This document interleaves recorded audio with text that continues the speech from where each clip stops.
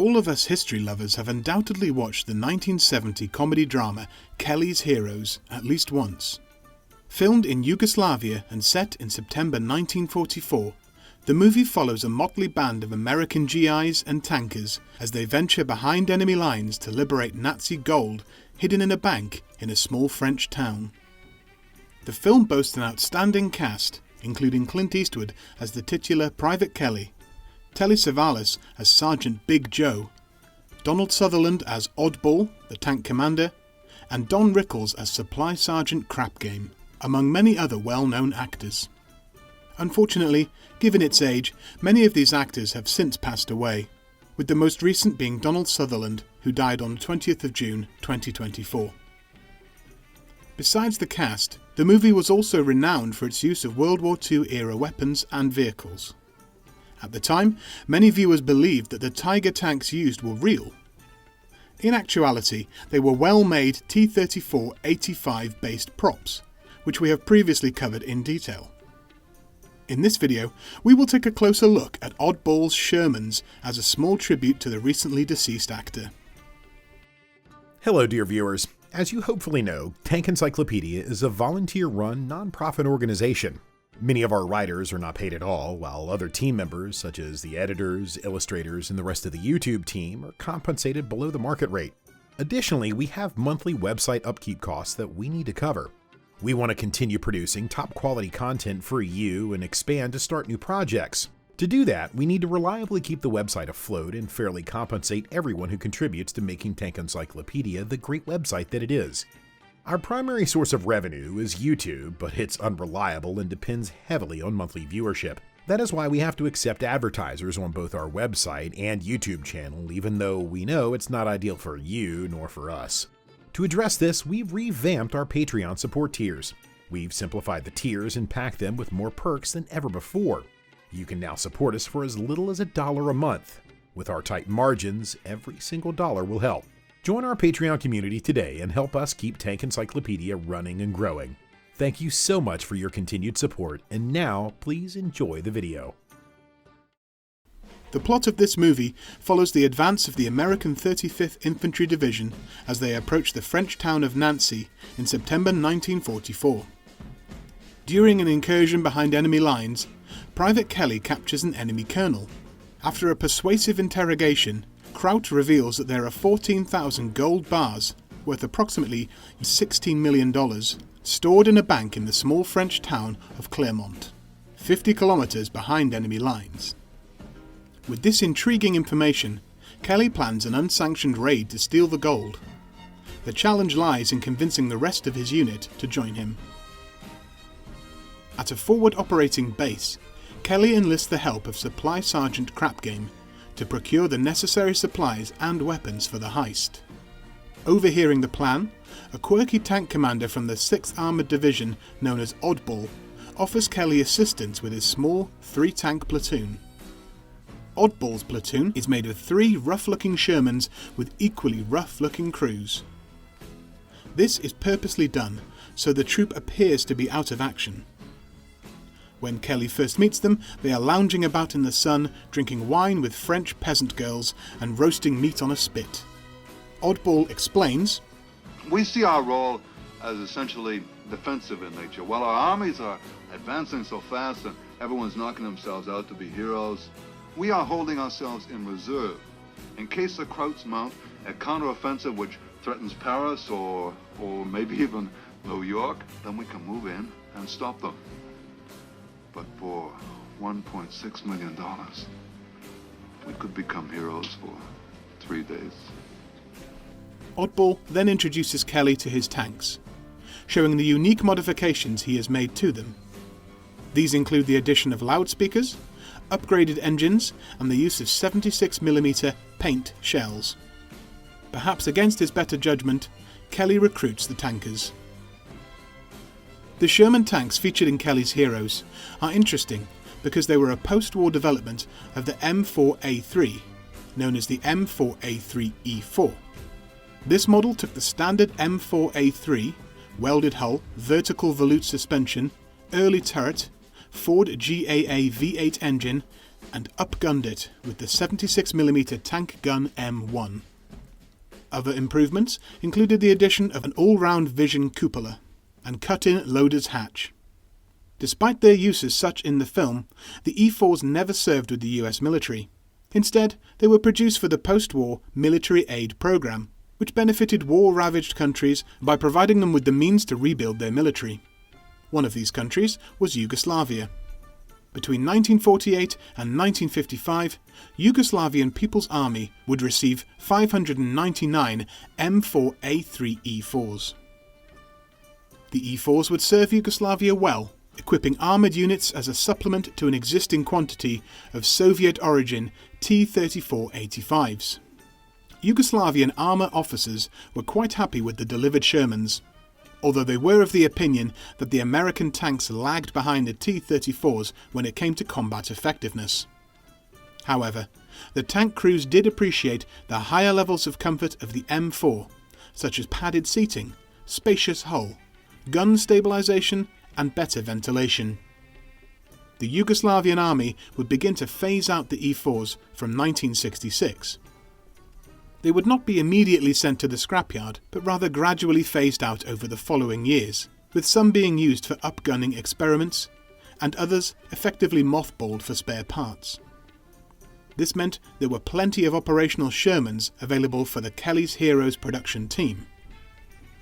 In Kelly's Heroes, the tanks are represented as being the standard 76mm armed Shermans. In September 1944, however, any 76mm gun-armed Sherman would likely have been the M4A1 76W. This tank combined the M4A1 cast-hull Sherman with the new T-23 turret and 76mm tank gun M1. This version of the M4 was accepted for service in January 1944, but did not see service until July. The addition of the 76mm M1 gun gave the Sherman a much-needed boost to its tank-killing capability. The film plays on the old trope that Shermans were all but useless, as Oddball says.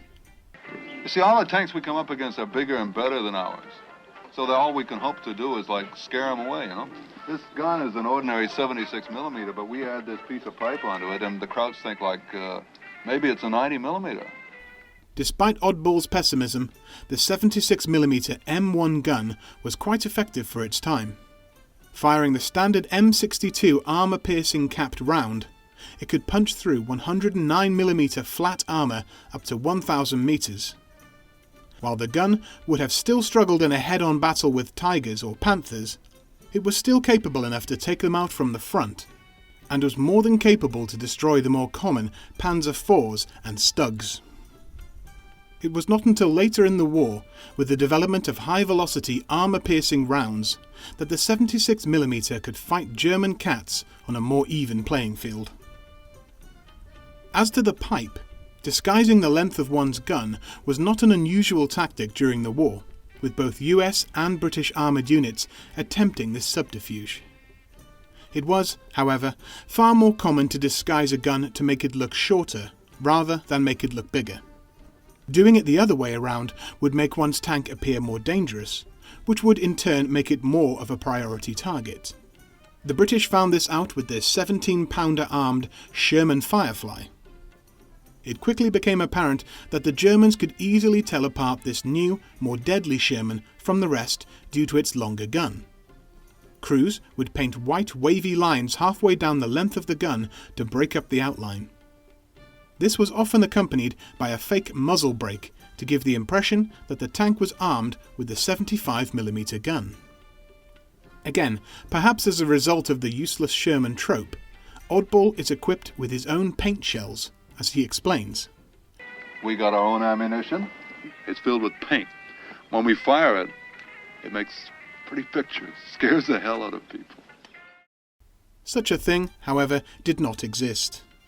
Would they have been practical? Not in the slightest.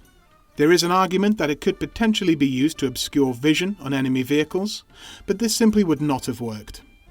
For one, a 76mm shell would probably carry little more than a pint of paint. Even if a direct hit was scored, the paint would likely vaporize to a mist rather than coat a periscope or vision block. Additionally, many Allied tanks already carried the white phosphorus rounds, which could be used to a similar effect. On impact, these shells created a vast plume of thick smoke, which had the added bonus of being hazardous to enemy troops. Another odd modification to the M4s, Oddballs at least, was that of a large loudspeaker bolted to the side of the turret. We got a loudspeaker here, and when we go into battle, we play music very loud. It kind of calms us down. This is a pure fallacy in the context of the film. Quite how a record player was expected to operate inside the shaking interior of a tank during battle can't be said. Also, Shermans, and tanks in general, are quite loud, so the music would be muffled anyway. The effectiveness of a single 1940s loudspeaker is highly questionable. However, the concept is not purely fictional. Though a rare feature in reality, a small number of vehicles throughout history have been equipped with similar devices. Examples of such additions can be found with the little-known sonic half-tracks of the US Army and amplifier vans of the British Army. Such vehicles have a complicated history, but to summarise, they were used in what would today be called psychological operations. These specialist vehicles, which were made by simply placing speakers and broadcasting systems on trucks, half-tracks and even tanks, were used to talk the enemy into surrender, amongst other roles. It is not made clear exactly what engine the Sherman tanks of Kelly's heroes have. However, the matter does arise. When Oddball introduces Kelly to his troop, he explains, This engine's been modified by our mechanical genius here, Moriarty, right? Whatever you say, babe. These tanks are faster than any other tanks in the European theater of operations, forwards or backwards. See, man, we like to feel that we can get out of trouble quicker than we got into it. While automated field repairs are necessary for any tank, to say that a crew member could drastically increase the vehicle's speed is quite absurd. The average top speed for the Sherman was a hard-pressed 15 to 30 miles per hour, depending on the model of the M4 and the engine used, as well as the terrain. This brings up another issue. When formulating their plan to attack Claremont, Oddball is concerned that the German garrison will hear their Detroit motors coming. The actual engines of the M4A3E4 tanks used in the film were the Ford GAA V8 gasoline engine that produced 450 horsepower. Shermans were equipped with several different engines throughout their service, from the original radial of the M4 M4A1 or the infamous multibank of the M4A4. The M4A2, however, did use twin Detroit diesel engines, although this model was not used by the US Army in the European theatre of operations. As to the fastest tracked vehicle in the ETO, that title goes to the M18 Hellcat tank destroyer, which saw its first action in the spring of 1944. Oddball's tank, and those of his platoon, is positively festooned with stowage. All sorts of items seem to be carried in the tank, from the usual jerry cans, packs and bedding rolls to more eclectic items such as a watering can, a milk churn and an oil lamp. While these latter items were probably chosen by the production team to match Oddball's eccentricities, it is not completely wrong to say that tankers built up collections of items that they would then carry on their tanks. Probably not to the level as seen in the film, however. This collecting only increased as the war went on. With Oddball's tankers on board, Kelly decides to split his forces for the advance towards the town of Claremont. Kelly's unit takes a discreet cross-country route to minimise contact with the Germans. Meanwhile, Oddball chooses a path through a rail tunnel, also hoping to avoid confrontation. At the tunnel's exit, they encounter a heavily defended German rail yard. Taking a bold risk, Oddball charges his tanks out of the tunnel, swiftly neutralising the enemy while blasting music from his loudspeaker. Following this engagement, the two Allied units regroup and battle their way across the river, where Oddball unfortunately loses two of his accompanying Shermans. Upon successfully crossing the river, the combined force rendezvous on a hilltop overlooking the town. Here, Kelly, his Sergeant Big Joe, and Oddball gather intel and attempt to formulate a plan. As it turns out, the town of Claremont is defended by 3 Tiger I tanks of the 1st SS Panzer Division, supported by infantry. The Tigers, stationed in the town square in front of the bank, periodically start their engines, which Oddball notes is standard practice as they need to turn their engines over every so often. Using the noise of the engines as cover, a plan is devised to divide the forces. Big Joe will lead his men against the German infantry on foot, while Oddball will create a diversion for the Tigers, using their large size against them in the town's narrow streets. Oddball, however, objects to this role, remarking, "The only way I got to keep them Tigers busy is to let them shoot holes in me." And addressing Supply Sergeant Crapgame, "To a New Yorker like you, a hero is some type of weird sandwich, not some nut who takes on 3 tigers." With the small group of GIs taking care of the infantry, Kelly hitches a ride with Oddball so he can guide him on foot. The tank navigates its way into the skeleton of a ruined building, with the Sherman's main gun poking out through a window. Oddball had previously mentioned that a tiger has only one weak point, that's its ass. This is a bit of an exaggeration. The side and rear of Tiger I, turret and hull, were 80mm thick at maximum. The 76mm M1 was more than capable of defeating this type of armour, even at long distances. Lined up on the rear end of one of the Tigers in the town square, the Sherman fires, and the Tiger bursts into flames. Alerted, second Tiger pivots around as Oddball withdraws.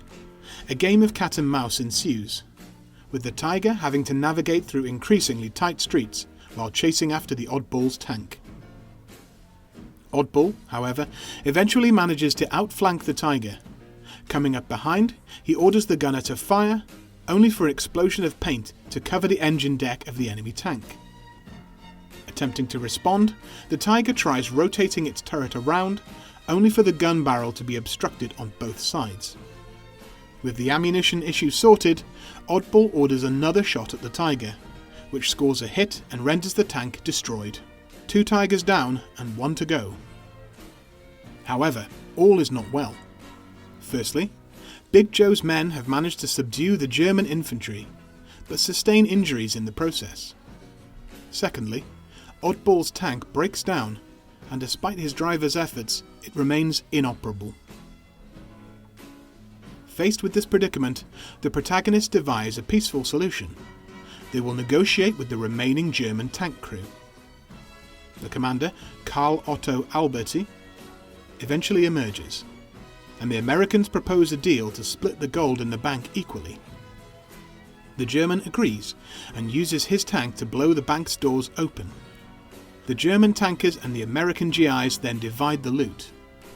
Meanwhile, Oddball strikes his own deal, trading some gold to the German tank commander in exchange for his Tiger, much to his engineer's frustration, who protests. It's a piece of junk. The fuel system leaks all over the place. It's a piece of junk. Leaving the town just before the still oblivious General Colt arrives, to a celebratory crowd of French townsfolk, Kelly and his band of thieves drive off into the sunset with their hard-earned prize. This concludes our video on the Oddballs Shermans. What do you think of this famous movie and the tanks featured in it? Let us know by sharing your opinions in the comments section below. If you haven't done so already, we invite you to subscribe to stay updated on future content. If you'd like to contribute further, consider supporting us on Patreon or PayPal. Your contributions help us create more engaging videos. Until next time, keep us in your sights.